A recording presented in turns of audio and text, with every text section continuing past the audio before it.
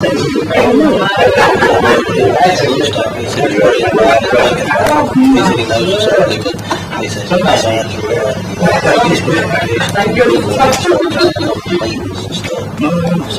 thought he might be a good one because he said he's a pretty good business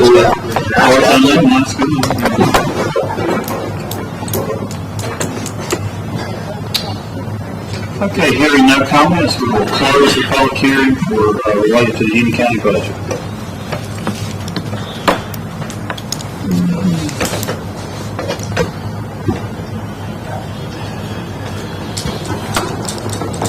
And we'll pick back up at 5:15, so you're free to talk, share, facilitate. I didn't realize you. We're doing a public hearing. Please forgive me.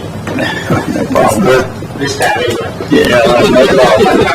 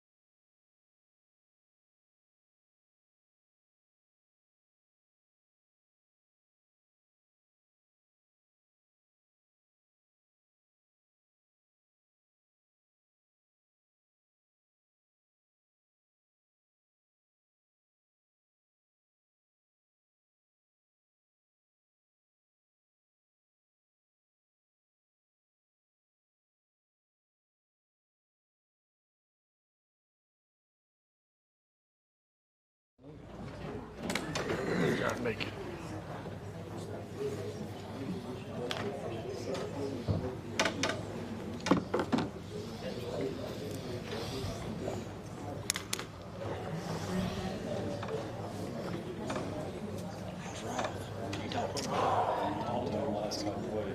At 5:30.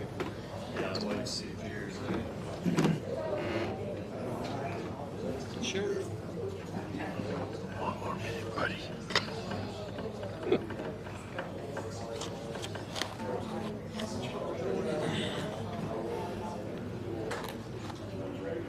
Okay. At this time, we'll call to order the regular monthly meeting of the Union County Council. I'll ask Chaplain Sinclair to open us in prayer.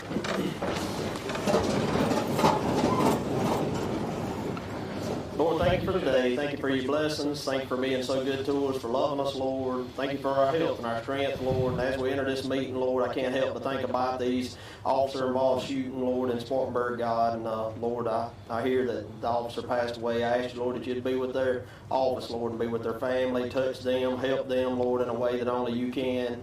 And Lord, as we enter into this meeting tonight, God, I just ask you, Lord, for leadership and for guidance, Lord. Thank you for the good number that's here. Lord, I ask you, Lord, that you'd, Lord, just have your way with everything that's said and done. In Christ's name we pray. Amen. Amen. Join me in the Pledge of Allegiance. Attention, salute, pledge. I Pledge allegiance to the flag of the United States of America and to the republic for which it stands, one nation, under God, indivisible, with liberty and justice for all. Ask the clerk to call the roll. Tracy Campbell, District 1, present. Ralph Tucker, District 2, he'll be noted as absent. David Sinclair, District 3. Present. Ben Ivy, District 4. Present. John Floyd, District 5. Present. Okay. First item is approval of minutes. Council has a copy of our minutes in full text from our May 10th regular meeting. I entertain a motion to adopt minutes as presented. Motion to adopt. Motion, Dr. Flood, second, Mr. Sinclair. Any discussion? All in favor, aye? Aye. Likewise opposed. Motion carries unanimous. Service award. I don't see, is Miss Dottie here? So we got Miss Dottie Rogers, Dorothy Rogers, we call her Dottie, for 15 years of dedicated service. If you could get that to her, Ms. Lorraine. Thank you.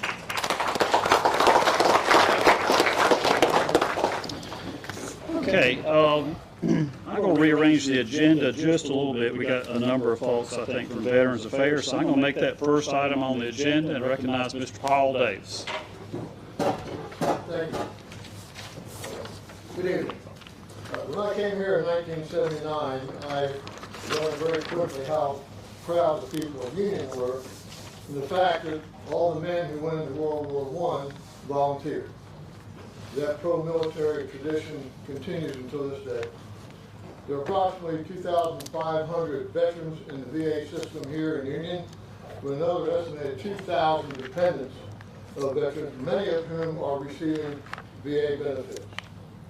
During the last 6 months of last year, the Union VA processed 733 claims and conducted some 700 interviews with constituents. Those are numbers. We would like to put a face on some of those numbers. 3 of our veterans offered to talk to you very briefly, because we know we're short on time, and give you an idea of what the Veteran Service Officer has done for them. John McKnight. Every day I come to Union, I look at the number of people leaving Union County, and I'm wondering where they're going to, and what skills they have that they learned here, they're taking to other places and using those skills. Our veterans are thanked every day for the service that they've done. Most people don't realize the government promised you veterans a lot of benefits, not entitlements, for the service in hazardous regions and exposure to hazardous, unknown hazards. The key word is promised. The VA is not a perfect system. It can be difficult to navigate to get these benefits. Simply put, if you don't apply, you don't get it. To apply for these benefits, you need to be able to speak the language. Cindy knows how to speak the language, that office does. For example, if I put in a claim for high blood pressure, it's going to be denied. If I put in that same claim the next day for hypertension, it'll be approved.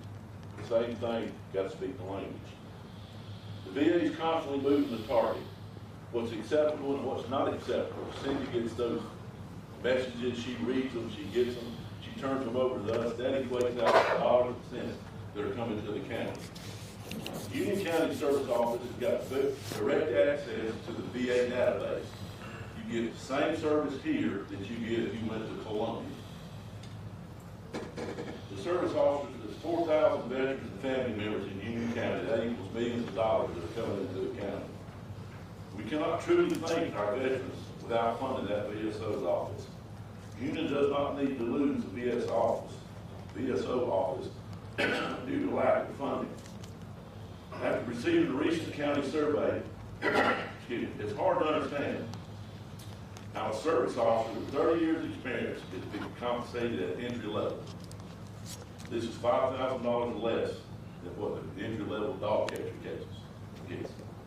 If we truly thankful for the veteran service, we should fund it to the appropriate level of that office and the experience level of the lady that's running that office. No matter if it's Cindy or somebody else, that office needs to be fully funded to accommodate the help that the veterans get. Bobby Ryan? Vietnam veteran, I'm sprayed with Agent Orange over there. About 20 years ago, I started suffering from the effects of Agent Orange.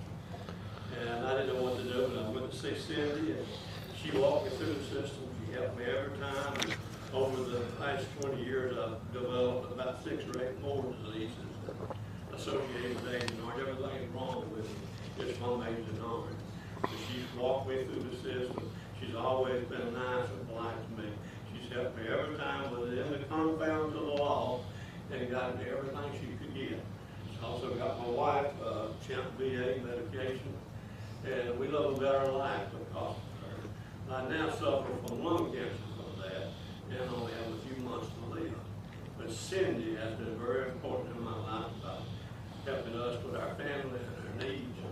And I want to thank her publicly for all she's done for me and my family and this community. Thank you. I'm Richard Lewis. I'm also a Vietnam veteran. And I didn't think about VA benefits when I first got here, but as I was about to retire from the ministry, I decided I would go down and talk to Cindy about what I needed to do to get a veteran's ID card.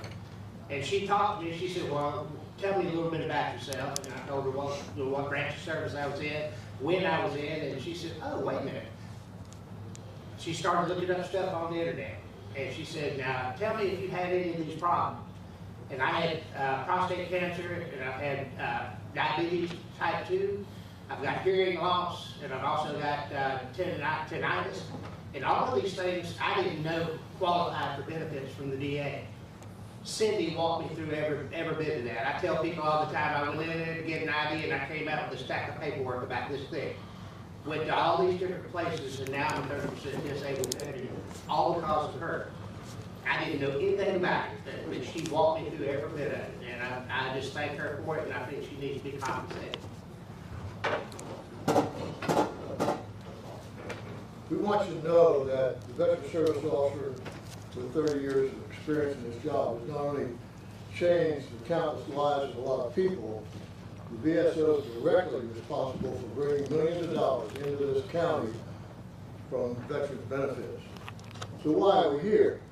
We believe that the listed salary range of our office is woefully inadequate and should be compensated at least at the level of the Union County Animal Control Officer. She is a department head, and yet, unlike other people in the county as department heads who work 40 hours, she's paid for 30 hours, though she works 40. Finally, I want to share a quote.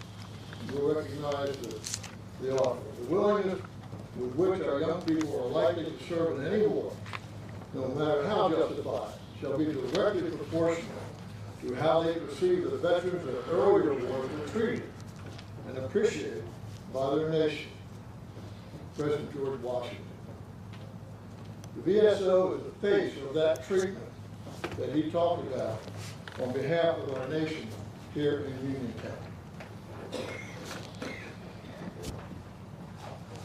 Okay, well, first off, let me say on behalf of the county, thank you to all of our veterans. For you folks, Mr. Davis, some others, I'd be happy to talk with you guys maybe after the meeting tomorrow, one day earlier this week. I'm not sure that well, in fact, I know that the deal with making less than the dog catcher is not correct. So I'm not sure, but we can clarify that, and I'd be happy to sit down and go through it. But that said, there's no doubt Miss Cindy does a great job, and obviously she deserves more than what we can pay her. But we kind of have the same situation with the sheriff's office, the detention office, and really throughout the county. Unfortunately, the state, do you guys realize how much we receive from the state? And Veterans Affairs is really part of the state. It's part of the department. I don't know if it's Department of Administration or Department of Veterans Affairs, but there was a reorganization. But we received $5,000. So everything else above and beyond that, basically the county subsidizes that, so we can have a Veterans Affairs office. And I'm sure you're correct in counties that are more affluent than Union County. If you go to a York or a Spartanburg, the salaries are higher. There's no doubt about it. There's no question about that. But it's across the board. But we certainly appreciate Cindy, and we've worked to provide salary increases for her. But by no means is she paid what she's worth. I promise you that. You won't get any argument about that, because she does a great job for us. But I appreciate you guys coming, and y'all are welcome to stay if y'all want to sit through the rest of the, or because some of folks were standing up and stuff. Y'all welcome to stay, or you guys can leave. It's up to you guys. One of the things I challenge you to do is get a hold of our local legislators, since the state does do partial funding. And the state, if I remember right, has $1 billion surplus. Maybe if they would spread it a little to the rural communities, we could do things That's like a great need to idea. be done. So, you need to reach out to Shane Martin and Mr. Peeler and Dougie Gillum. Who am I missing? Mr. Cromer. Mr. Cromer out of Newberry. That would help us help you. Yeah.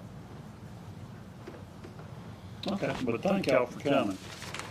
Okay, first item on the agenda is USC Union, a request for vehicle. Council has a copy of the. Oh, no problem. Go ahead. Can I say one thing? Yes, sir. I read a paper about the soldier that was served on the DMZ that didn't know that they had sprayed Agent Orange on it. That was me. Oh, wow. And she got me 100% disabled because I got a defibrillator now. That was true.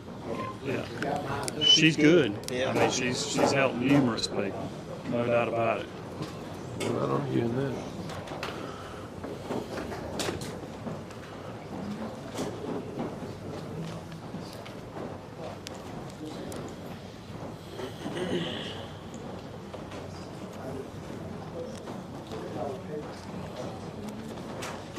Hey, Paul, I'll call you, though. We'll get together maybe one day next week. I'd be glad to sit down with you. I'll be here. I appreciate that. Okay. Yeah, I appreciate you coming. Okay, council has a copy of a letter from USC Union requesting a vehicle. It's a vehicle that we purchased through state surplus. The top with the sheriff. Where's the sheriff at? He's outside. Outside. But anyway, he says he's willing to part with it. As you guys know, we're actually replacing a lot of our vehicle fleet this year. So I agree with, there it is, passing that vehicle. And it's a Tahoe, correct, that we bought through surplus. So, but I need council approval to donate that to USC Union for use as a security vehicle. Make a motion, we do it. Motion, Mr. Ivey, second, Mr. Sinclair. Any discussion? All in favor, say aye. Likewise opposed. Motion carries unanimous.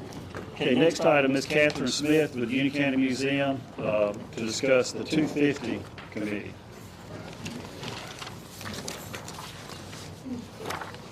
Firstly, thank you all very much for allowing us to be on the agenda. Again, my name is Catherine Smith, and as of March, I have been the Executive Director of the Union County Museum. Tonight, I am joined by our current President, Dr. Alan Strong, as well as Diane Culbertson, the South Carolina American Revolution Sesquicentennial Commission chaplain, as well as Molly Fortune, the same organization's executive director. And tonight I want to present to the County Council a resolution proposal from the South Carolina American Revolution Sesquicentennial Commission to recognize and approve the formation of the Union County 250 Committee ahead of the Battle of Blackstock's Farm Living History and Reenactment Program set for this fall.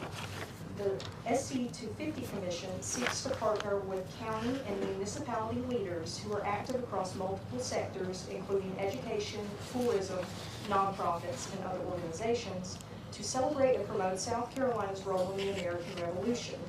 Union County represents one of several counties that were invited to participate in the Commission's competitive one-time grant program with a maximum return of $3,000.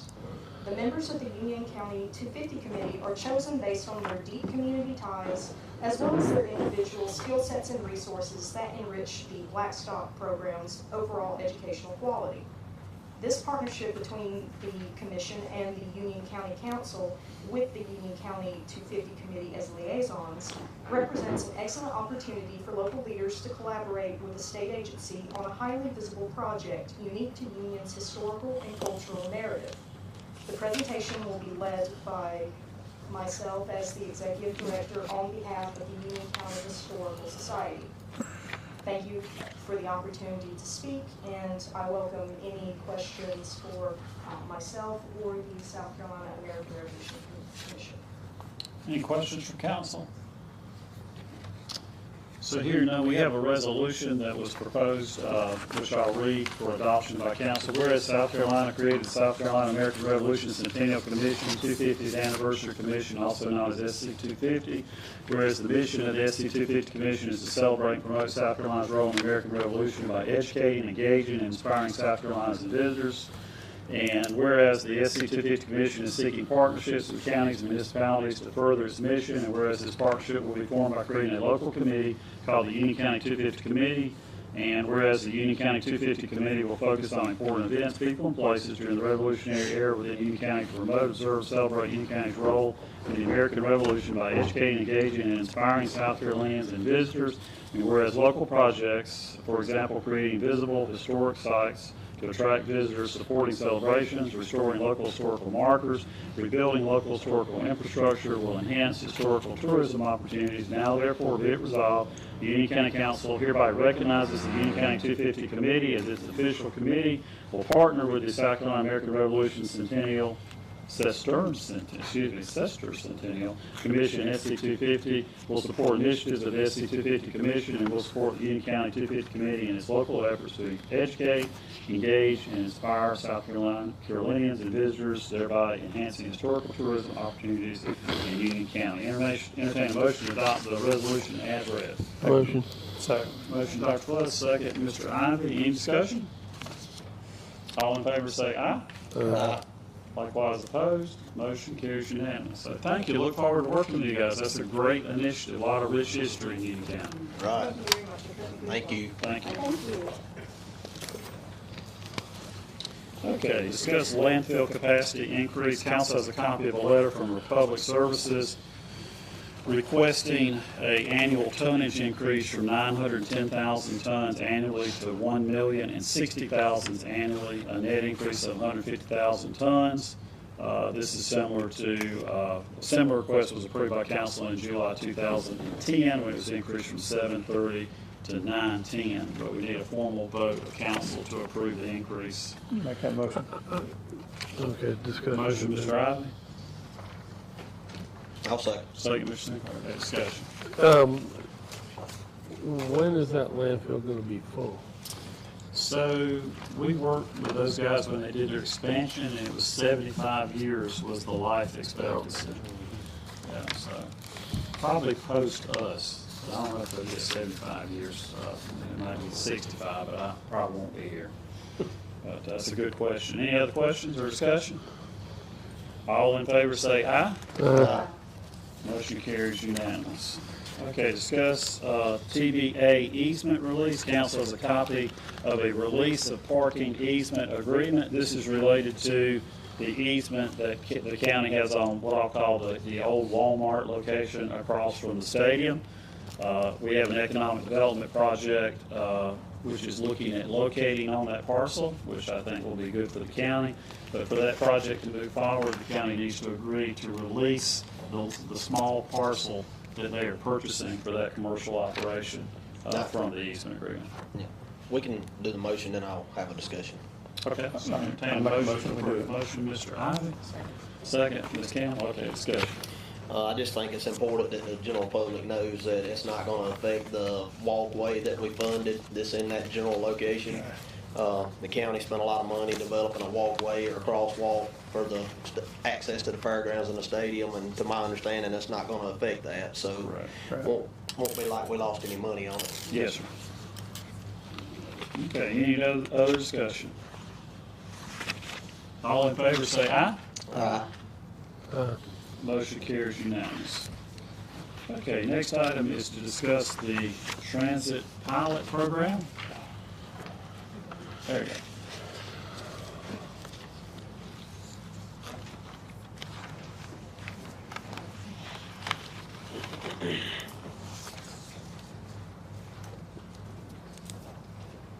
You have some maps, I think we passed out. Yes, ma'am. Thank you guys for having us tonight and putting us on the agenda. It's been some time since we provided an update for the transit initiative in Union County. We've made a couple of changes, but we're getting very close. So the idea is we're going to have public transportation in Union County by the end of the year. So tonight I have with me Curtis Sims, who is a Union native, Union resident. He is with the South Carolina Department of Transportation, and also Keith Scott, former Director of Transportation for the City of Anderson for 30 years. He retired last year and has recently served as the Executive Director for the Upstate Mobility Alliance. So we completed our feasibility study in 2019. And that study had a lot of good information, a lot of data, came back with recommendations on what the county should be looking at as we wanted to provide public transportation, in our county. So our goal is we want to implement a 3-year pilot project for rural transportation, and there are some funding that can come from the South Carolina Department of Transportation. We need to get a local match of 50%. So it's $150,000 per year for the 3-year pilot project, and then 50% would need to come from the county. Curtis, is there anything you want to add to that as we're talking? Basically, that's how it will work. You get the match, and it's basically as an obligation fee for its 50%. So that's what the match will be. And the 50% would be for, like you said, operations, because we are looking to contract with a provider that's already providing the service, rather than doing something in-house. The report, if you go back and read it, is more feasible for the county to go this route, because the only thing we would be providing would be the oversight. Everything else would be provided by the contractor. Keith, is anything? No, and I think, by contracting it out, I know the $150,000 a year for 3 years. It may not necessarily come up to the whole $150,000. It's based on whatever you're actually doing. So, the more rides, the more calls that you get for that demand response to have that transportation initiated, then that's where your that's where the costs continue to go up. So in the beginning, sometimes it starts out a little slower. Anytime you start transportation from zero, usually it takes about 1.5 years for it, would you agree, Curtis? About 1.5 years to 2 years to kind of gather to its full potential at that point. So, your first year, you may not reach that $150,000 operating cost. It could reach maybe 90 or 95,000, and then it's just 50% of that. So I would just say that with your 3-year process, it's really paid for what the actual cost is for those years. It may not always get to 150. So 150 is max? That's the max, yeah. And so that's us using an outside vendor to take care of the and they furnishing everything. We just have to help supply 50% of the funds, up to $150,000 annually for 3 years. So we won't be buying equipment, we won't be hiring anybody, because they've already done all the legwork. So it's helped us out, and we're ready to sort of to marry up with them and start the program. Now, Okay. what's required by the state procurement process, county DOT, because we're wanting to do a contract, we would need to put out a request for proposal. Right. I'm working on that now. My plan would be to put that out there on the state website, send it to transportation providers within our area next week, leave it out there for 2 weeks. And then we'll have a subcommittee from the planning commission to review the proposals, make a recommendation to council. Then we would need to have a resolution approved. That's probably not gonna happen until the August meeting with the timeline, because we'll have to have a public hearing Right. in place. But I would think, and I'm not sure, are you guys on any type of a timeline once we get that resolution approved and spoken, the contract worked out with the vendor? No, really, our fiscal year starts July 1, but at any point in the year, since you guys have the feasibility study, and once we get the resolution from the county, we can start looking at entering in a grant agreement with you for that. And it may be, if it's a partial year, again, like Pete said, $150,000 to reimbursement up to that amount. And that's gonna be based upon like whatever the cost of the service comes to, minus whatever the fares you charge. Then we're paying the 50% match. It really, you know, can go a long way depending on what service. Who will be providing the oversight for this project from start till whenever, to be sure that the vendor has adequate extra vehicles and plenty of drivers, and the project's moving forward and not getting dropped by the wayside? Who will kind of oversight that for us? We will provide the oversight. We will have to appoint an oversight committee.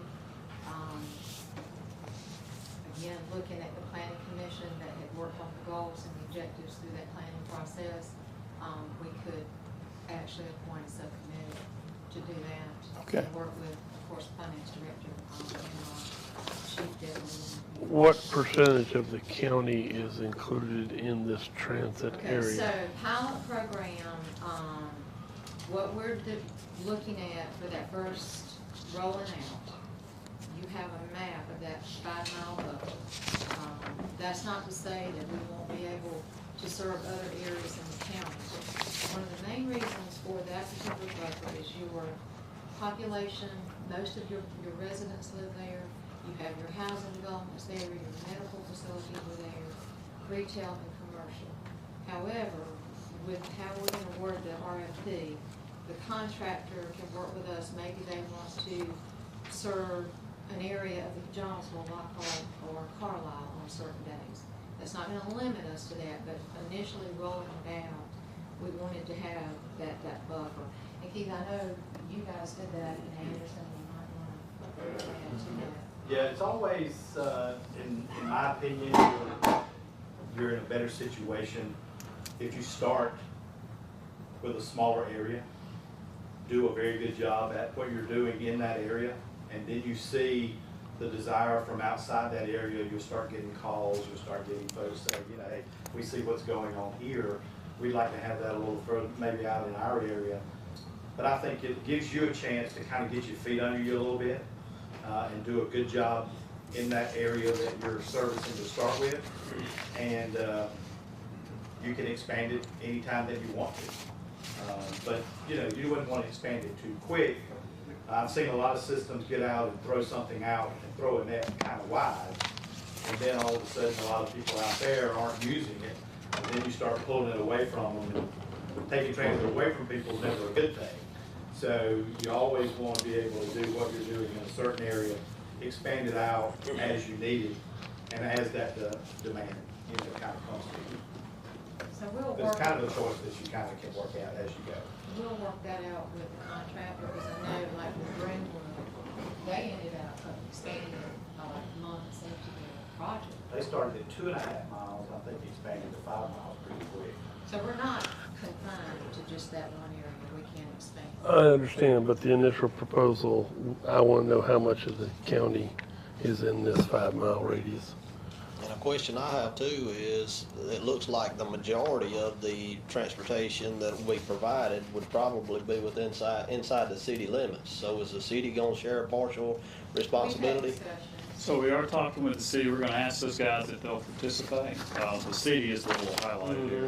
I knew that. The, I think it is, the purpose of the pilot is to demonstrate the need. So the idea, the recommendation from consultants was focus on your higher population areas, show you got ridership, show people want it, and then as you build momentum with the system, because we've talked about, we want certain days where folks can come from Carlisle, we want Lockhart, we want Jonesville, we envision a transfer from Walmart and Union to the Spartanburg transit system, so folks can kind of branch out if they have appointments and stuff up there. But this little 3-year deal is basically to show Curtis and the folks down at DOT that we have a plan, it'll work, people will utilize it, and then of course, hopefully we're gonna be looking for more funding from DOT as this thing takes off after the pilot phase.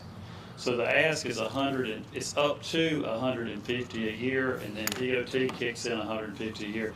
I don't think it's gonna be that. As you said, there's a startup curve. We may never hit the 150, but we need to plan on that, you know, so I need an approval from council. We have to send a letter basically to DOT to say, council is on board, we have the funding, transit's important, we want this pilot funding to get started. Is Linda in here?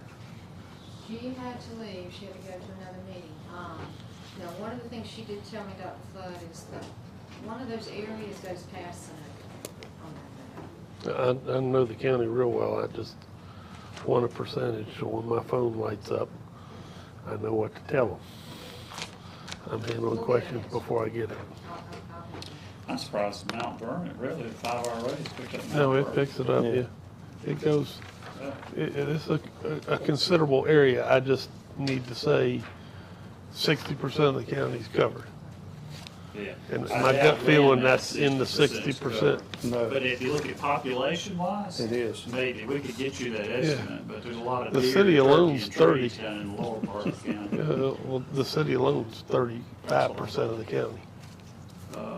Yeah, that's about right. So, well, Yeah, so I think this is probably 60% of the residents. We can get it, Linda can get us a count on that. Can we just like talk about this and get some more information instead of just abruptly? Well, we've been talking about it for about I 3 know, years. but- on it for months. I know, and there's still questions that he wants answered, and there's several questions that, like, you know, how many buses are gonna be run? Is there a certain time? Like, you know, if my mom's got an appointment at 9 and my daddy's got one at 10, do they get on the same bus? You know, like, there's a lot of stuff. It'll be Codaway vans, it's demand response. So we don't want to do fixed routes, just depending how we get. Not big So enough. they would have to call in and schedule the appointment. Is it correct, council would have another opportunity once we go out for proposals and proposals come back? Basically, council's got to decide, I like the plan and we want to move forward and we're, you know, so there will be another. This is just giving, because I can't put this RFP out until you guys decide. Okay. Right. That makes sense. Yes. So we're not actually cutting a check tonight, but we're saying we're moving forward to cutting a check, provided we get a good plan and good proposal, good I'm partner. okay. Make a motion, we move on.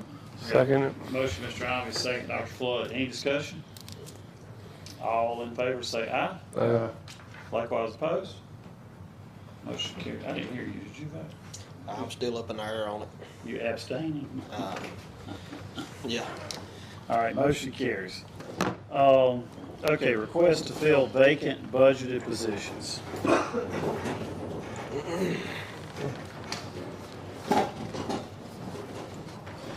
We'll start, Ms. Tawny. Thank you, Kathy Jo. I have a position I need to fill in the probate judge's office, a budget position. Okay, budget vacancy and probate. Entertain a motion. Motion. Motion, Dr. Flood. Second. Second, Mr. Sinclair. Any discussion? All in favor say aye. Aye. Motion carries. Yes, ma'am. I have requested to fill 2 positions in alcohol and drug, LGU. one is a clinical counselor, it's a budgeted position, and then a part-time admin that's also budgeted. Okay, you guys have heard the request? Motion. Motion, Dr. Flood, second, Mr. Sinclair, any discussion? All in favor say aye. Aye. Motion carries unanimously. Yes, sir. We're asking that you go ahead and allow us to go ahead and hire an additional person in 911. I've currently got 13 positions in 911, and we have 2 that are already out on extended medical leave. I'm not sure exactly when they're going to be back. I've already lost 2, 1 full-time, and I have no part-time. And so what we're asking to do is to be able to, and I've got a pending retirement in September. So what I'm asking you to do is be able to go ahead and bring on an additional person. I think all of it, of course, in about 6 months or less, and set it back down with the idea of keeping it at the 13. But if you look at it on paper, head count, there would be a 14th person right now. So is this budgeted or not? It's not. So it's not, he's got somebody, well, he's had one person leave, which he's gonna go ahead and fill that, right? Or they're in the process of leaving, that's an automatic hire, doesn't require a vote. He's got another person retiring in September. I think what he's saying is with the folks out on medical leave, he would like to go ahead and hire that person's replacement and start training them so that he doesn't get crunched if he has another person. We're already spending a bunch of money on overtime. We're not keeping the staff in there. We need to be maintaining minimum of 3 people in there all the time. Right now, we're a bunch of times at 2. I'm just real concerned about right now. They already work 84 hours in a 2-week period. Then anything beyond that, it gets to be a little much. So we're talking about a temporary part-time position? Basically, yes. Temporary full-time. Temporary full-time, but I mean, yeah. That would move into a position Full-time. which is gonna be opening up in September? No. Yeah, so 911's important, I recommend we do it, we work it out in the budget. I'm making a motion. I call 911, I want somebody to answer. Motion, Mr. Ivey, second, Mr. Sinclair, any discussion? All in favor say aye. Aye. Motion carries unanimously. Any other requests for vacant budgeted positions? Yes, sir. I'd like to advertise for a clerk council position, and this position will start in the next fiscal year. July 1st, we have a motion that we advertise for the clerk of council. Do I have a second? Second. Second, Mr. Sinclair, any discussion? It's a budgeted position. Correct, for the next fiscal year. Okay, hearing none, all in favor say aye. Aye. Motion carries unanimous. Okay, consider request for capital funds, council of copies, which we'll go over in a little more detail in a second here with project funding. What we're looking at, we recently added a UPS to our servers at the courthouse, which has been very helpful. If the courthouse goes down, it affects all of our ancillary sites. This is kind of the hub. So we're proposing that we add a generator, which will basically, if we had the situation the other day where we lost power, UPS did what it was supposed to, but after about 2 hours, it goes down, and then everything's down. We got to bring it back up. So we're looking to install a generator so that when power goes down, UPS is up, generator comes on until power is restored, and that way we save the UPS, but that'll keep the servers from rebooting every time we have an issue. Right. At a cost of $26,500, we're proposing to use bond proceeds. What happened to the generator the courthouse used to have? That's what I was gonna say, is that, did I see or hear that we were potentially gonna trade in that generator? So there's no truth to that? I don't know anything about it. I hadn't heard nothing about that. I thought we had a backup generator. There was talk of a backup, but there's no way, there's no setup to plug it in, or there's no transfer switch. That's probably where that came There was discussion about buying one on a trailer, she could bring in, but nothing was ever done. that I'm aware of. But we were thinking we might could move it to 911, we might could use it somewhere if we had to, but it just, the ball got dropped, I guess. Okay, it's fine. Any other discussion? All in favor say aye. Aye. Motion carries unanimous. Okay, excavator, I'm gonna recognize Rusty to kind of explain what he would like to do for public works and what he's proposing. Yes, I would purchase another excavator. The one we have, unfortunately, is a little undersized. One I'm looking at is probably about 3 tons heavier, total lifting capacity. The current one will not pick up concrete pipe. And about every road we have has concrete pipe, and now they come in 8-foot joints. Kind of limited in being able to repair them, so we generally have to replace them with plastic. Also, we have a little bit of problem with the size, loading dump trucks, dirt, it doesn't have quite the lift to get up over the side of the truck.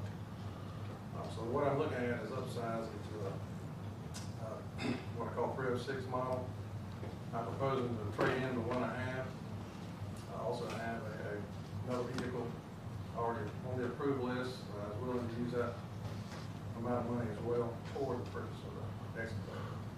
I think that left us shortfall of more than $20,000. I requested to have that additional funds.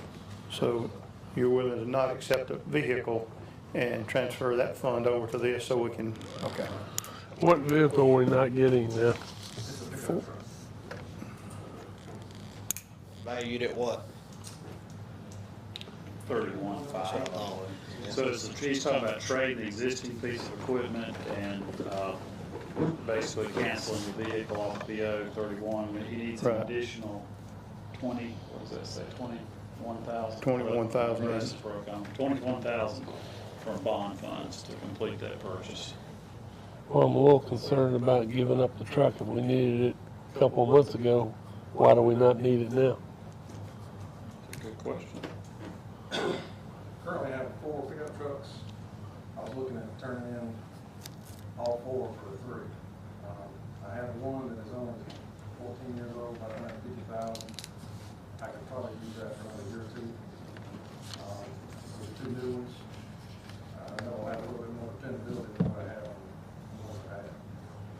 The 3 I'm turning in are over 20 years old, 240,000 miles.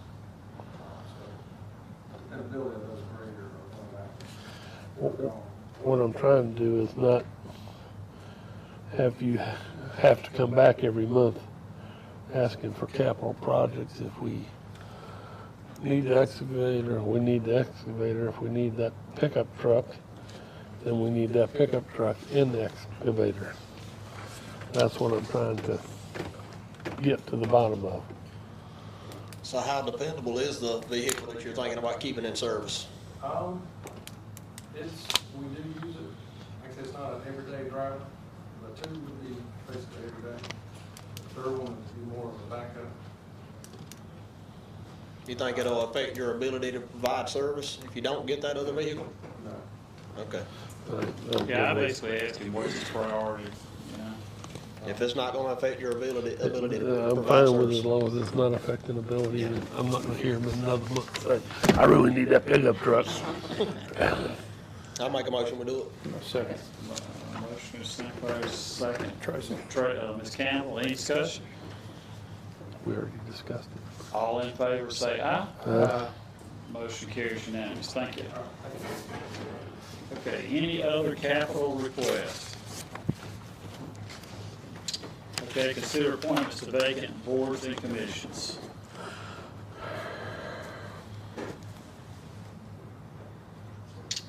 All right, hearing none, discuss funding for the Lockhart Boat Ramp. This has been an ongoing project for several years, working through Corps and getting the approval to do the ramp.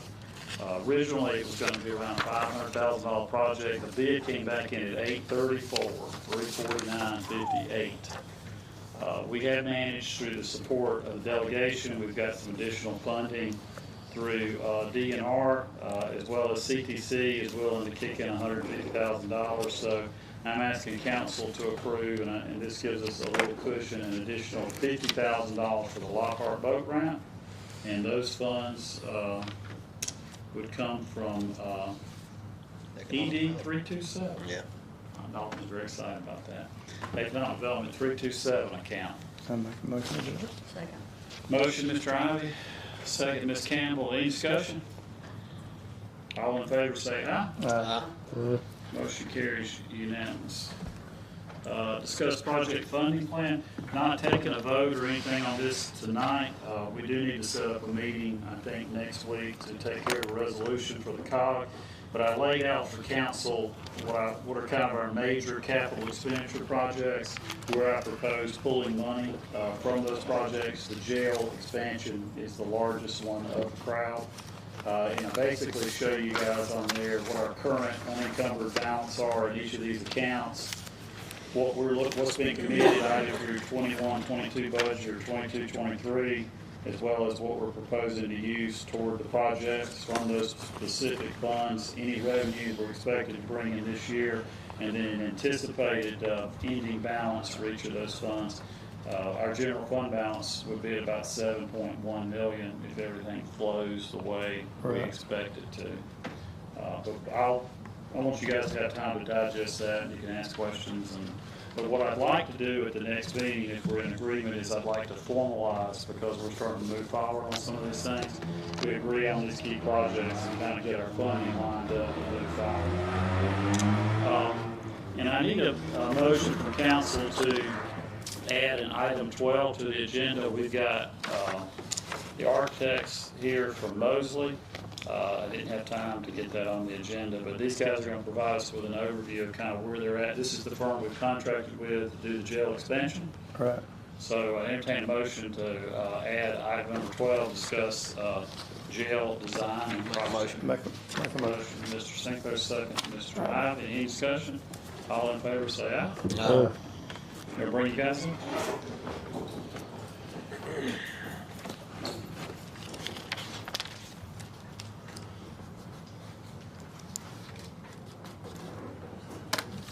Where do I bring in my concerns about transports? What about other business? Okay. You can do that. Hey, guys. Appreciate y'all coming. We got ready for us, Frank? Yes, sir. You got the floor. All right. Good afternoon. Who's the chairman? Who's the chairman of the? I happen to be the chairman. Oh, you're the chairman? Yeah. Okay, there we go. Okay. Again, my name is Dan Mace. I'm Vice President of Mosley Architects. Good to see y'all. I appreciate the opportunity to come, and what we'd like to cover with you is our schematic progress to date on the jail expansion project. So I'm going to turn it over. Let me introduce my associates. Todd Davis, on far left, is our Director of Criminal Justice Consulting. He's former jail administrator and keeps us architects straight. So we do what needs to be done to operate safely and securely and efficiently. So, and to my immediate left is Jason Hopkins, our project manager on the project. And I'll let him kind of hand this presentation out, and then we'll just kind of go over it with you. Okay, great. We have a short presentation. It's not going to be too painful. We brought some handouts so you can follow along. We have enough for everyone here. Not everyone here. Thank you. Thank you. You've not seen this before. Thank you, sir.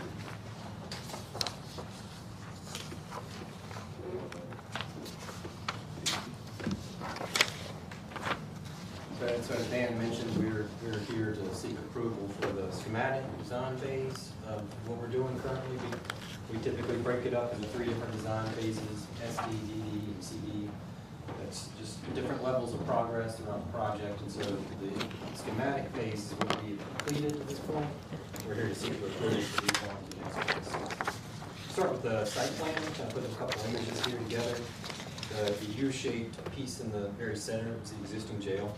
As you can see on the west side of the building is where we are adding an approximately 12,000 square foot expansion. We're also going to have some new fencing around the facility and fire access around. Next page, a little bit about the floor plan of what we're doing here. As you can see, we're adding approximately 64 beds. Doesn't always come out to an even number with ADA access to cells. Some of them have to be single. So we're adding 3 units overall to bed count. We're putting it in the a pre-engineered metal building. It's kind of a very economical way to construct. They can build most of the structure off-site, bring it in, and erect it. All of the cells that we're putting in are also prefabricated, so these are modular steel cells. All of them are sized for doubles, except for the one that's supposed to be ADA accessible on the main level. Each individual unit, so we have one unit that's 31 beds, and then 2 smaller units that are each 15 beds. Gives you more variety and ability to classify, separate inmates as you need them. The big blobs of orange on this plan are recreation yards. So as you're in the day rooms, at the very end you'll have a big window wall that's designed to bring in a lot of natural light. And that recreation yard out there is secure with 4 walls and like a security mesh top on it, so that you can allow the inmates access to recreation, which is required by the South Carolina standards, without having to move them outside of their unit. So the plan's very efficient in terms of that. Also, we are including a multi-purpose room in this plan, so that's kind of at the very bottom, that light green on the bottom right-hand corner. So multi-purpose room could be used by any of those 3 units or any unit you chose to use it for a variety of different functions. Use it for church services, GED classes, things like that. And we also have included some place for any laundry as well as part of this addition, because that's one of the needs that was identified early on. I want to point out also all of these cells back up to a rear chase. So that rear chase is extremely efficient for maintaining all the cells. So all the utilities, the sewer risers drop down in those cells, the HVAC is back there, and everything can be serviced from outside of the units. You don't have to send maintenance crews inside of each unit. You can do it from the outside. And we also have a connector that will connect this building to the existing jail. On the next sheet, this is what we call the tier level. So these cells are double stacked. So it's like one sitting on top of the other. You have a metal walkway out in front of it. It's about 8 foot 4 inches tall. And also we'll have a control room.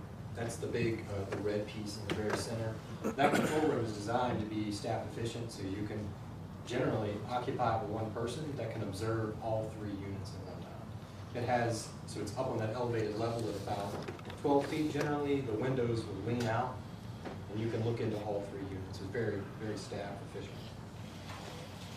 I'm going to jump in if I'm leaving anything out. Nope. So that covers the floor plans and the site plan. Were there any questions on that? I'll move it on. I'll move on to the overall project schedule. Yes, sir. On the 2-tier plan, we went over this thing here the other week, but I just want to make sure if we have any flooding issues or any problems there, what do we do? What potential does it have to flood the one below it? Is it sloped, or is there anything in there? Right. One of the things we looked at and we're discussing as we develop the design is whether to use an open mesh mezzanine. There's some advantages to that. In other words, the cells themselves are self-contained. That's right. So they're steel modular cells, prefabricated. So the second tier sits on the roof of the first tier. Now, if an inmate, there's several things we'd like to suggest that we include to mitigate the potential of them trying to flood their cell. That's the one thing the inmates like to do, is try to flood those toilets in their cell. So there's a couple of things we do. One is they'll include a rim shutoff device. It's called an icon, and what it does is it senses water levels rising in the toilet fixture, and then it gets to a certain level and it won't allow any more water in. So that's something you've got that's a measure that you don't have now that we recommend. The other is, just really, once, if they were to able to flood it or wet something and try to make a mess and, or doing something that you have to mop out or hose out, is the maintenance of those. So you will have to spray off some things. They've got a lot of people in here that don't want to hear about all the real details that happen in these things. But what we like to suggest or recommend is that the mezzanine level not be solid, but be open graded. So everything would wash down the front. We have a series of floor drains on the bottom to handle that cleanup. There's another reason we like to do that: it saves money. Because if we come out with solid mezzanine, which we can do, then we have to add security lighting underneath that to meet the light code. Otherwise, I can come from up above, use a regular fixture, and illuminate that area without having to buy those extra light fixtures. So that's kind of what we recommend. There's no perfect solution to that issue, but that's the best way we found it. And those steel cells are real easy to clean. There's no grooves or joints or anything like that, so they're much better than the precast or CMU type But stuff. y'all actually went and toured those and saw those at the plant. Yeah, I think Frank knows have been down there before. Now, what's the distance between the two, the ceiling of one and the floor of the other?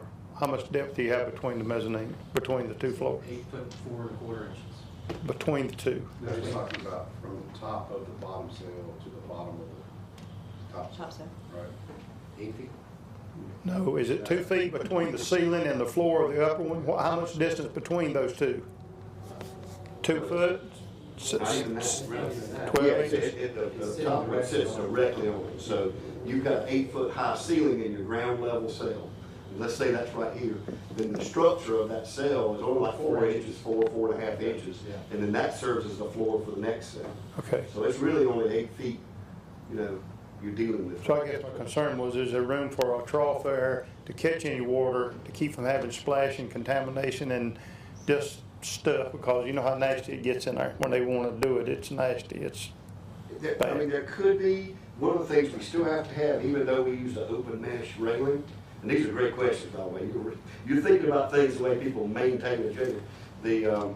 One of the things we have to do, even with the open mesh, is we have to add sprinkler heads. That's right. Underneath that mezzanine. So how we typically do that is run a channel, a box channel, over the head of the door on that ground level to give you that sprinkler coverage. They won't let me sprinkle from up above. I've already tried it. They said it hits that metal grate and it doesn't give you the coverage.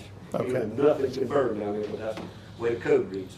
So we could implement something like that that could catch, basically like a gutter system, in that same trough design to catch it and run it down somewhere. just a thought. Yeah, we'll look into that. I haven't done anything like that just because of the potential expense of it, but. Appreciate it. We got a tight budget, so you just Yeah, keep moving. I know, yeah. We'll talk about that last, we always, architects wait for last to give you the number. Any more questions on the plans? And another thing I might mention too, we talked about different ways to construct the building. And Jason mentioned pre-engineered. Right now, of course, with everybody's aware of logistics, supply chain issues, and construction materials. What they call red steel is not as bad to get as open web bar joist. That's been a huge, you can't find it. So going to a regular stick-built brick and block wall with open web bar joist single sloping would have been, in some times, maybe a better solution or a cheaper solution. But now we're not recommending it because you can't get it. Right. And it's exorbitantly expensive. So pre-engineered's the way to go. It gets you dried in quicker. It puts you a nice sloped metal roof on it. What we do recommend is we run metal panels down the side, but put a little brick base on the exterior from our own equipment so it won't bang up the metal panel. So it's a very builder basic. There's no no frills on the outside, but it is durable and will last you a long time. The security is all on the inside out. It's very secure, so very safe. Okay, I'll cover the overall project schedule just so we can see where we are. Schematic design completion, that's today. Okay, we're moving on. The middle phase of design, that design development, that will be in August of this year. The construction documents, it's the last phase before we're ready to go out to bid. That will be ready in December. The period between December and February, because the holidays are in the mix, I added a little more time, but that's approximately when we would bid and award the project. And then you would be looking at a construction to start in springtime of next year. There's the exciting part. Next page is the cost estimate. Let me go ahead and just bottom line it. This number is decreased from what we saw last time. So everyone should be happy with that. That's good because it increased from the first time. That's right. But I'll kind of go through some of these numbers here. So part of the building is conditioned, part of it's unconditioned. Those rec yards we talked about. So we look at that on a different per square foot basis. So that's going to be less. So the new construction, we have $400 a square foot, whereas those recreation yards are $250. Even though they're outside, they're still secure, and they do have a cost associated with them. We have some money in there for integrating into the existing jail. There's gonna be some miscellaneous items like integrating with the security system, making the physical connection. Site development, demolition, 600,000. And then we have two contingency numbers in there, because we wanna give you a number that we feel we can work comfortably under and not have to come back and ask for more money when time comes. So we have a design contingency number. We put that in there to account for as the thing develops a lot more and we get more into the details, we'll uncover issues and things that are gonna cost money that we have to address. And then there's the cost escalation contingency, because unless something strange is going on around here, everywhere else costs are going up rapidly. So that brings the cost of just building and site work, which is the number on bid day if we open bids, that's the number you want to see, less than that number ideally. $6,329,400. Then we go into total project costs. So these are all the other items you need to turn this into an actual building. So FF&E, anything that you were to pick the building up, turn it upside down and shake it, it falls out, that would fall under that FF&E number, any sort of furniture or loose items. Site and construction testing, of course, this is required by the building code under Chapter 17. We have third-party independent structural and materials testing, site testing. And then there are the professional fees that pay the architects and engineers. So that puts our total estimated project cost at $7,037,929. And, you know, at each phase that we, you know, as we develop the design, we're council will say, okay, you know, continue on to develop the design, move forward. The next estimate we see will be in much more detail. And because we'll have more to go from. And of course, we'll have, the closer we get to bid time, I usually like to drop that cost escalation contingency accordingly as we get closer to when we anticipate this. We're just putting it in there so we can work with it.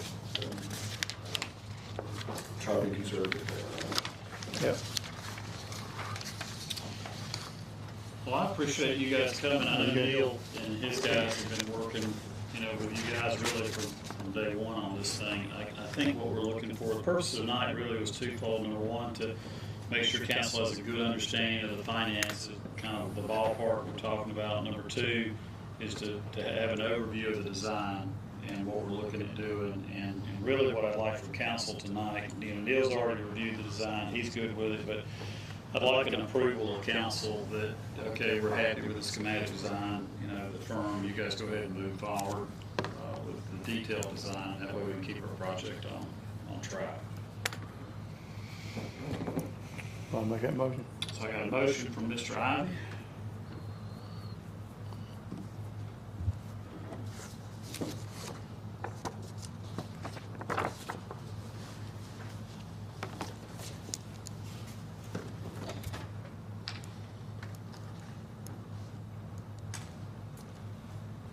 I think it'll be a good time to let Neil stand up and tell us exactly why we need this project. Okay. Let's have him do that. Oh, well, we took dispossession of the jail in 2018 from Sheriff David Taylor. He was glad the opportunity to run the jail for him, so we took it on. And but the biggest thing in the Union County Jail is segregating inmates who belong to different gangs, different affiliations, different sexual predators and stuff.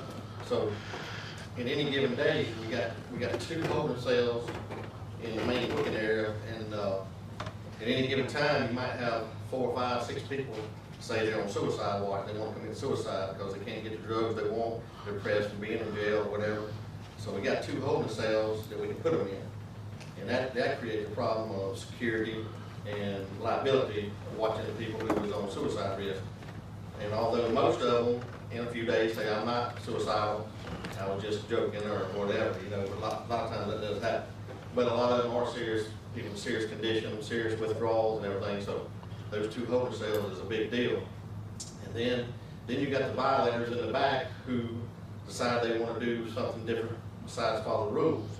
And then we have nowhere to put them. At one time, they would go to those 2 holding cells to be watched because they violated, you know, our rules and regulations. But it's become a very dangerous situation. We've got one inmate up there. We got him in a women's pod, which is no longer we use it for women. He's been there right at 4 years, and they're talking about sending him back to mental health for 6 months, and we'll get him again. So I'm thinking this is going to be a 5 or 6 year ordeal with this man. I need that women's section open back up. He could be in one of these cells, for a long period of time. Corrections, our local corrections has become long-term corrections because, our court system is bogged down, COVID bogged down, and you've got people there that, commit I cringe at night when I hear somebody shoot somebody because I know we're gonna have that 1, 2, 3 people there 2 or 3 years.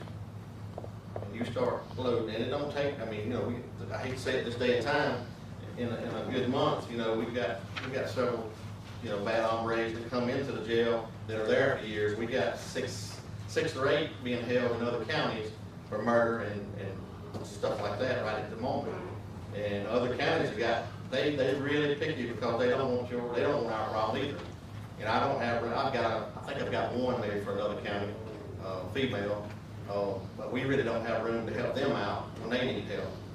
So it's become a liability, a big liability, security risk and a liability. But some days at the jail next door, or it's a jail beside the chain gang, its capacity is like 62. Sometimes we got 120.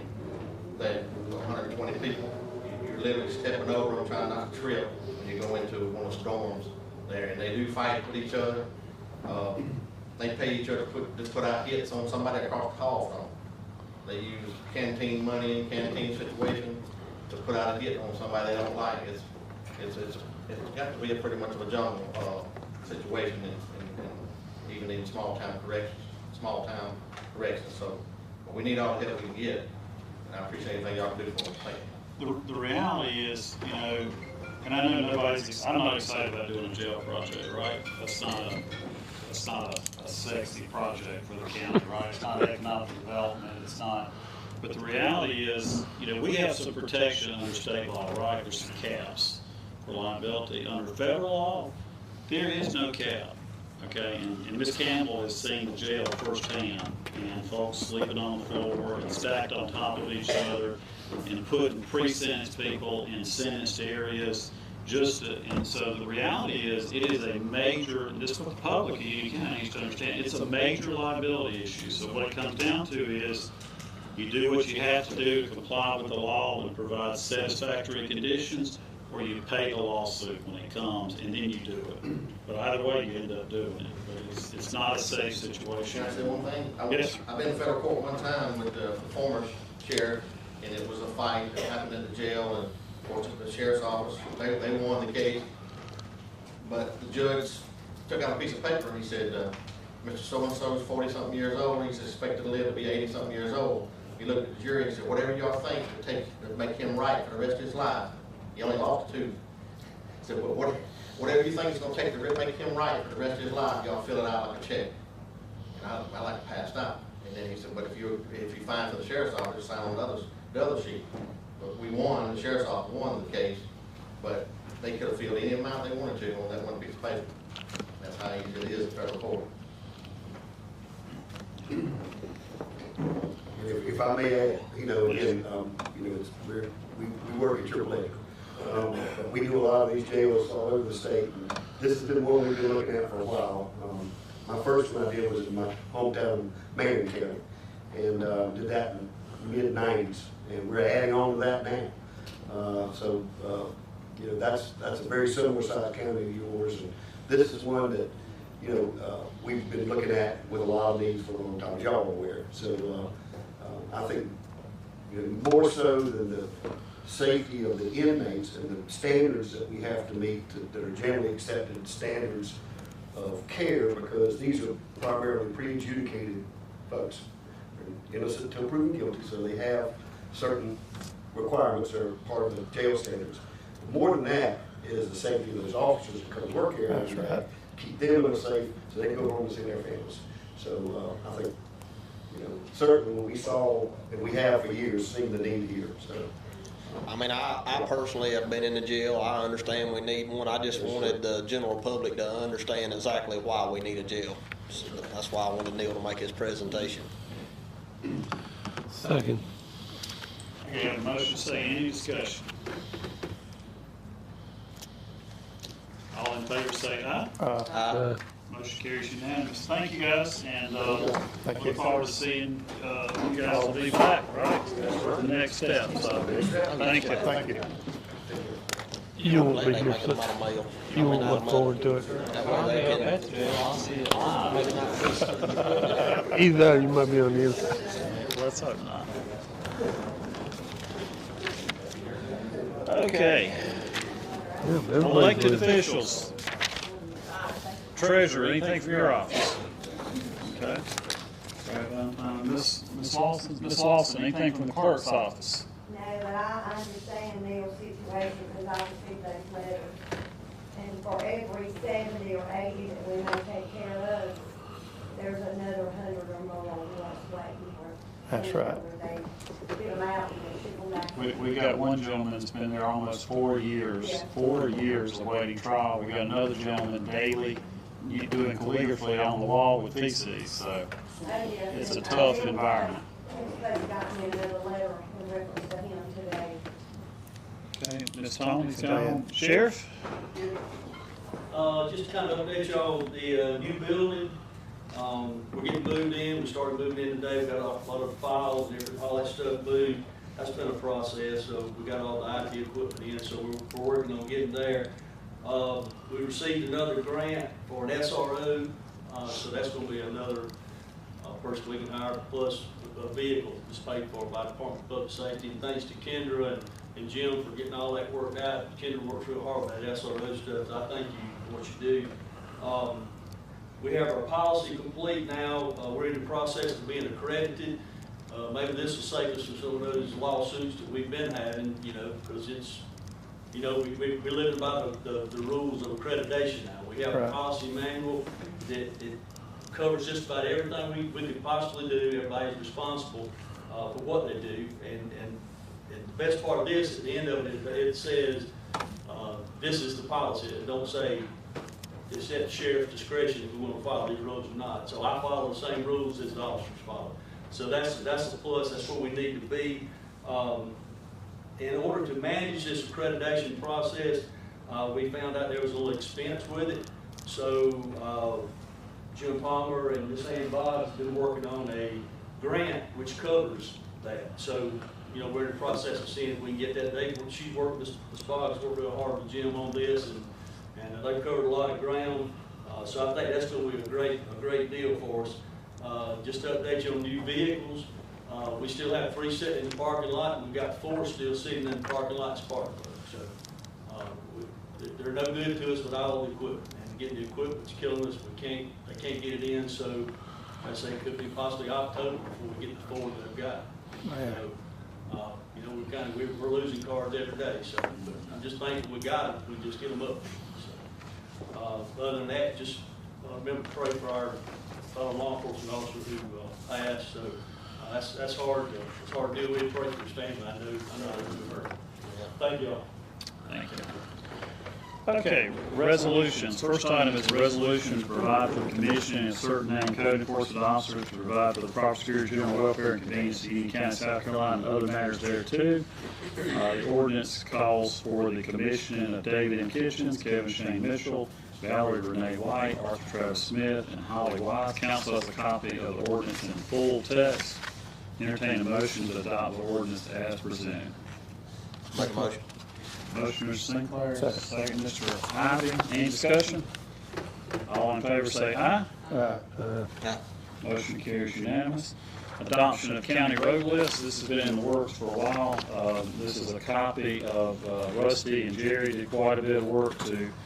We've never really had an official county road list, so they did quite a bit of work to compile this. We're adopting it in resolution form in anticipation. There may be some tweaks to this, but the goal would be council within the next 12 months to actually formalize this in a resolution. This does give us a master list. This is a resolution identifying and designating certain roads in Union County as county roads, accepting such roads in the Union County road system, and other matters related thereto. Council has a copy of the resolution in full text, and entertain a motion to adopt as presented. Make a motion. Second. Motion, Mr. Ivey, second, Mr. Sinclair. Any discussion? All in favor say aye. Aye. Motion likewise opposed. Motion carries unanimous. Next item is a resolution committing to negotiate a fee in lieu of ad valorem taxes agreement between Union County and Project George Washington, identifying the project and other matters related thereto. Council has a copy of the resolution in full text. Entertain a motion to adopt as presented. Make a motion. Motion, Mr. Sinclair, second, Mr. Ivey. Any discussion? All in favor say aye. Aye. Likewise opposed. Motion carries unanimous.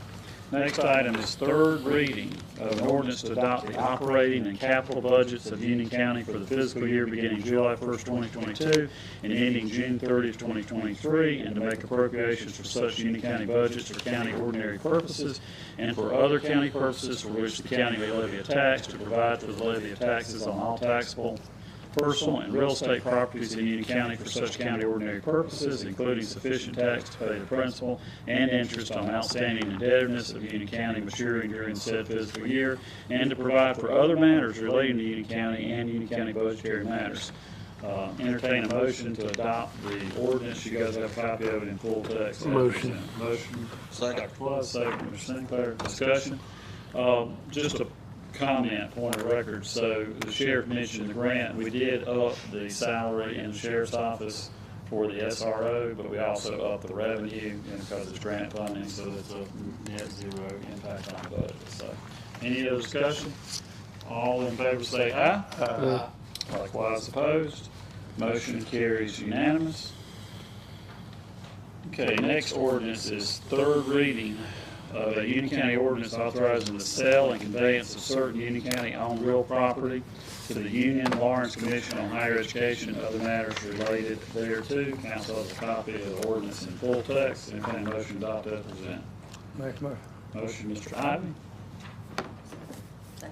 Second, Ms. Campbell. Any discussion? All in favor say aye. Aye. Likewise opposed. Motion carries unanimous. Next item is third reading of a Union County ordinance authorizing the lease of certain Union County owned real property and improvements thereon and other matters related thereto. This is the 103 West Main Street property leased to Myco Works. Make a New motion. Industry. Mr. Ivey makes a motion to adopt third reading. Second. Second, Mr. Sinclair. Any discussion? All in favor say aye. Aye. Likewise opposed. Motion carries unanimous.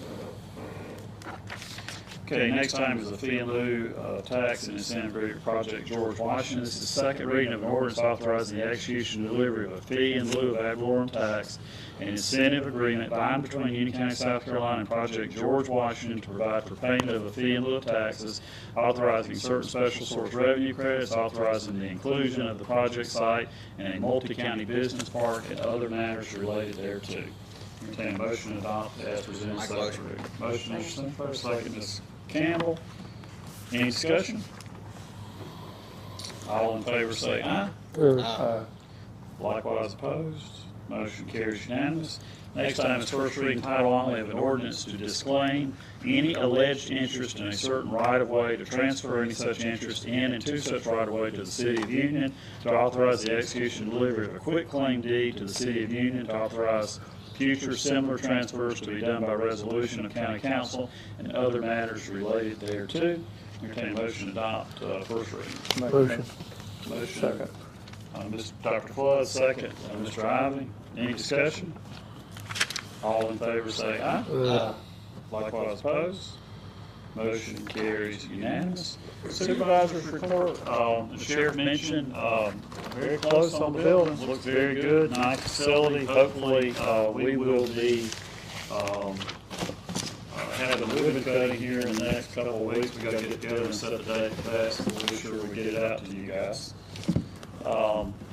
Still working on the South State Bank building, ran into some issues, that really required removal of sheet rock all the way down to the studs, as well as the HVAC system. So I'll be coming at you guys with some additional information on that. That project's probably gonna be likely not completed until October, November. How much of the building was affected? Pretty much the entire building. Yep. That's pretty much it. Any committee reports? Other business? I have one item for other business. I'd like us to make it policy that EMS only be responsible for transporting live humans, and that the coroner's office needs to make other arrangements to transport the deceased. This is based on hearing EMS have calls impending while they're waiting for the coroner's office to even respond. Some of those responses have been in excess of an hour long. If it's one of my family that needs an ambulance, I want one available, and right now, on a fairly regular basis, that's not the case. I got a question about that. So Sure. is this a situation you're talking about where EMS was called and maybe tried to revive somebody? Or is this just the victim was DOA? Either way is the answer. If the patient's dead, the patient's dead. In many cases, like I'm called on a regular basis by EMS crews in the field, who said, we've been working this person for X amount of time, we've given these drugs, no response, can we cease resuscitation? And, you know, like I said, dead's dead. But to keep that truck continued tied up when no more resuscitation is going to be done, or primarily when they come in and just say, there's no need to initiate resuscitation, I think it's a disservice to the other 30,000 residents of Union County and the visitors that we get to tie up that ambulance until the coroner gets there and does his investigation. Okay.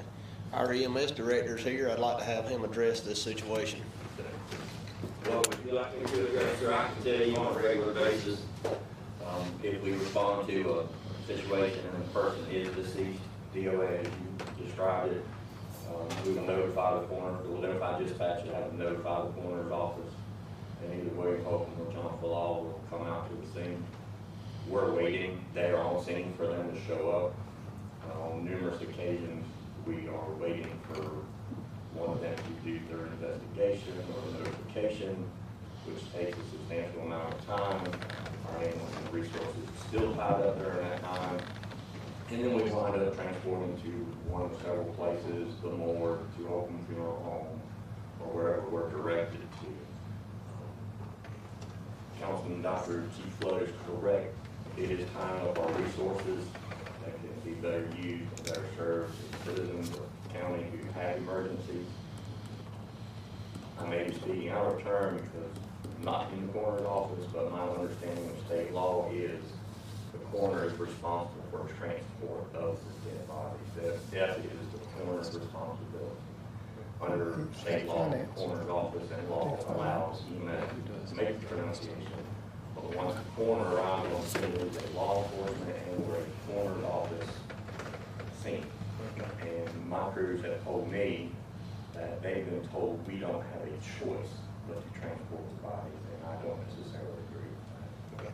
Has there ever been a time it delayed, I guess, services to somebody that needed EMS? We have told them we'll be back. Yes. Okay. And sometimes we're not allowed to leave, and sometimes we are. It really just depends. Okay. Thank you. Yeah, it's definitely. Linda probably got it quick. In the counties I've worked in recently, Cherokee County, Pickens County, and Kershaw County, EMS did not transport decedents, period. That was up to the coroner's office to bring their little buggy and do their own transports.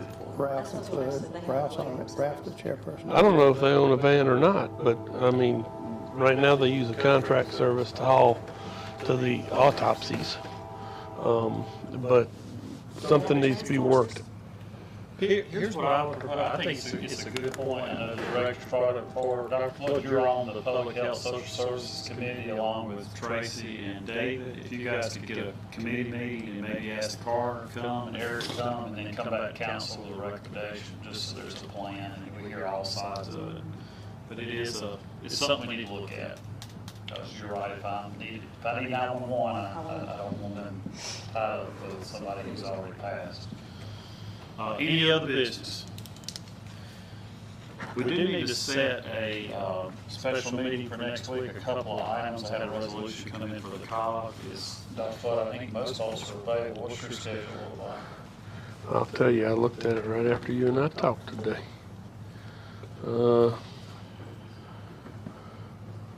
I'm not available Tuesday or Wednesday or Thursday, Friday. So Monday. Monday. Okay, does Monday work for you guys? We can set something up, maybe 5 o'clock, is that good? Okay. Monday at 5 o'clock, we'll get a notice and an agenda out. Any other business? Do you want to try to get? How long is it gonna take? Dr. Flood, do you want to try to get a meeting, for the committee meetings that day? Yes. That'd be good. All you guys could do, yeah. Y'all want to do that before or after? 4. Do we have time to advertise it? Yeah. Yeah. Y'all want to say 4 o'clock for y'all's meeting? That's fine. 4 p.m. And Mr. Tucker is the chair. He's not here, so maybe Dr. Flood, you can chair that meeting. All right. Okay. All right. Hearing no other business, entertain a motion to enter an executive session, discuss legal, personnel, and I'm going to add economic development matter. Make motion. Motion, Mr. Second. Second, Mr. Sinclair. Any discussion? All in favor say aye. Aye.